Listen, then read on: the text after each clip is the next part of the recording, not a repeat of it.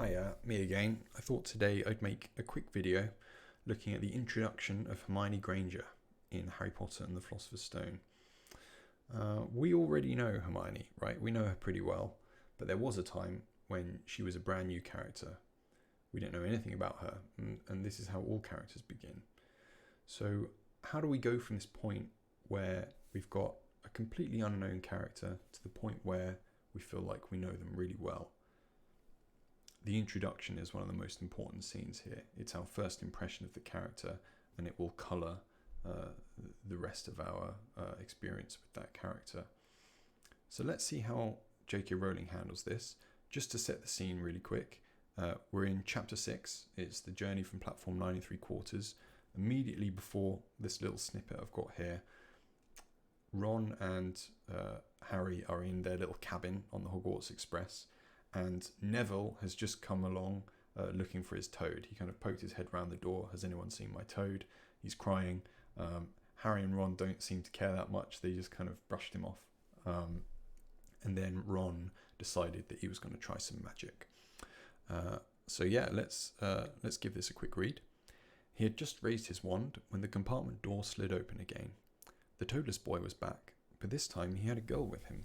She was already wearing her new Hogwarts robes. So the first thing we learn about Hermione is that she was already wearing her new Hogwarts robes. And we can imply some things from that, right? What does that mean? Well, she was already wearing them. So that kind of implies that maybe Harry's not wearing them, Ron's not wearing his robes yet. Maybe nobody on the train is wearing their robes, but Hermione is.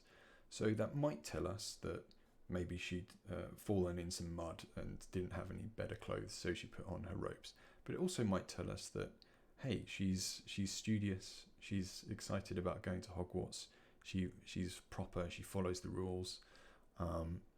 We're already learning about Hermione. We don't even know her name yet. Harry's never met her before, and that's important. We're in Harry's perspective here, so Harry doesn't know her name. He can't say. We can't have, but this time he had Hermione Granger with him because Harry doesn't know her name yet. He doesn't know her. So yeah, let's go on. We've got Hermione's first bit of dialogue here. Has anyone seen a toad? Neville's lost one, she said. She had a bossy sort of voice, lots of bushy brown hair and rather large front teeth.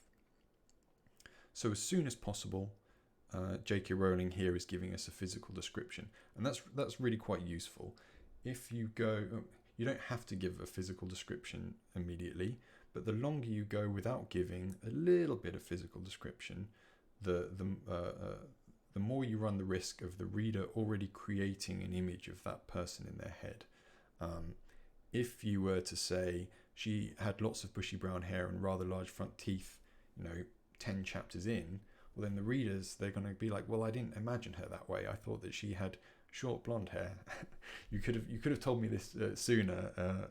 Now everything's kind of muddled up in my brain. So we have immediately a very quick, this is only one sentence, giving a physical description of Hermione, and it helps that she's almost a caricature, right? She's got lots of bushy brown hair and rather large front teeth.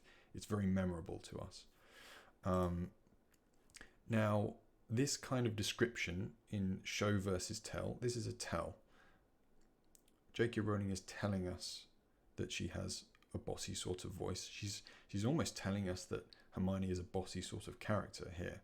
We haven't seen any evidence of that yet, but JK Rowling is kind of telling us, oh, she's a little bit bossy. And then she's also telling us that she has lots of brown hair and rather large front teeth. Now, if you're not familiar with show, don't tell, or show versus tell, rather, the classic example is, rather than telling us that someone is hot, you would show us the sweat dripping down their brow. And this is just a general tool to help writers create scenes that are more engaging and fire off more imagination in the reader's head. It's always more fun to experience and infer information than just to be told it directly, almost like in a summary form. We're in tell mode here, and that's, well, there's a couple of good reasons for that. First is that telling the reader information is much quicker than showing it, right? Also, telling things is a lot easier than showing things. How would you show that Hermione has lots of bushy brown hair? Well, you could say that as she came through the doors of the cabin, her hair brushed the sides of the door frame. And then, right, so I'm not telling you that she has lots of hair. I'm describing her hair brushing the sides of the door. So you might think, okay, I can picture this in my mind. She must have lots of bushy brown hair. The rather large front teeth, how would you show that she has rather large front teeth rather than directly telling? I don't even know, right? How would you show that someone has rather large front teeth? Maybe that they kind of put their lip down like that because they want to try and cover their teeth, or maybe she speaks with a lisp. But at some point, it's like it's so convoluted to show this. Just tell us that she has rather large front teeth, right? And so this is why I tripped up before. I said show, don't tell. Really, it's show versus tell. You want to show things when it's most appropriate, and you want to tell things when it's most appropriate. Here, it's absolutely appropriate. It's really quick, one sentence, and we already have this pretty clear picture of what this girl looks like in our heads. So let's continue on. We've already told him we haven't seen it, said Ron. But the girl wasn't listening. She was looking at the wand in his hand. Oh, are you doing magic? Let's see it then. She sat down. Ron looked taken aback. All right. So, again, what do we learn about Hermione? She wasn't listening. She was looking at the wand in his hand. You're doing magic. Let's see it then.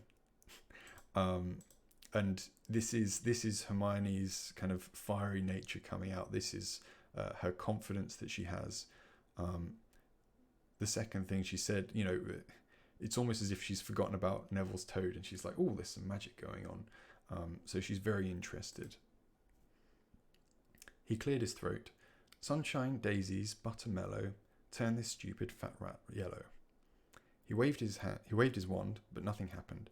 Scabbards stayed grey and fast asleep. Are you sure that's a real spell? Said the girl. Well, it's not very good, is it? I've tried a few simple spells just for practice, and it's all worked for me. Nobody in my family's magic at all. It was ever such a surprise when I got my letter, but I was ever so pleased, of course. I mean, it's the very best school of witchcraft there is, I've heard. I've learned all our sets of books off by heart, of course. I just hope it will be enough. I'm Hermione Granger, by the way. Who are you? She said all this very fast. Harry looked at Ron and was relieved to see by his stunned face that he hadn't learned all the set books off by heart either. That's Hermione's introduction. That's her. And we learn so much just from this dialogue. We learn that she's potentially intelligent. We haven't seen her do magic yet, right? But we can assume, right? She's learned all the books off by heart. She's the teacher's pet. She's a nerd. And this is our introduction to Hermione. This is why I only clipped this part from the book. This is basically all we need to know about Hermione. Already we've got most of her character here, and we can see some of the different techniques that JK Rowling has used. We've got the fact that we're shown here that maybe she's a little bit studious, and we're also shown in the dialogue down here, hey, she's learned all her books off by heart. We've also got a little bit of telling that she had some brown hair and rather large front teeth. But the most important thing about that we learn from this scene about Hermione's character, and maybe you haven't noticed it, but it's right there, and it is in fact the very, very first thing that we learn about Hermione in this chapter. And that is that she's helping Neville find his toad. That's why she's shown up. Obviously what's happened is Neville has gone around crying, trying to find his toad. Ron and Harry don't give a damn. He's gone over to Hermione's cabin saying, oh, have you seen my toad? And now Hermione's come and she's helping him. So we've got that she's bossy. We've got that she's challenging Ron to do some magic, and now she's just kind of she's saying, "Are you sure that's a real spell?" She's being a bit condescending to Ron. It's not very good, is it? She is being kind of a little bit mean, a little bit strident, a little bit bossy. And after this chapter, Harry and Ron don't really like Hermione. It kind of comes out a few times. Oh, I hope I'm not in Hermione's house. I hope I don't have to, go to class with Hermione. And then much later on in the book, of course, there's the whole thing with the trolls, and they become best friends. But at this point, she's a bit of an annoyance to them. But JK Rowling is showing us that Hermione she's got a good heart, right? She's helping Neville. She belongs in Gryffindor. Obviously, we learn that a little bit later on. But from this scene, we know that Hermione is a good person and that she's a good friend. And it's all here, just in these few paragraphs. So yeah, that was our introduction to Hermione. Hopefully we learned a few things about showing and telling, when to show, when to tell.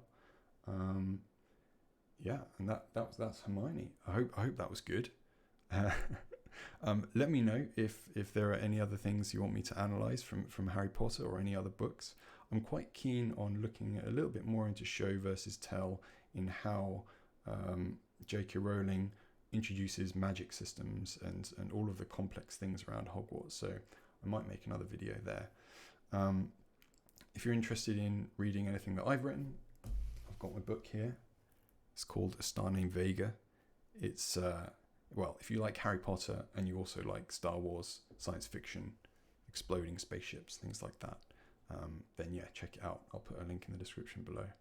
All right, catch you next time. Bye.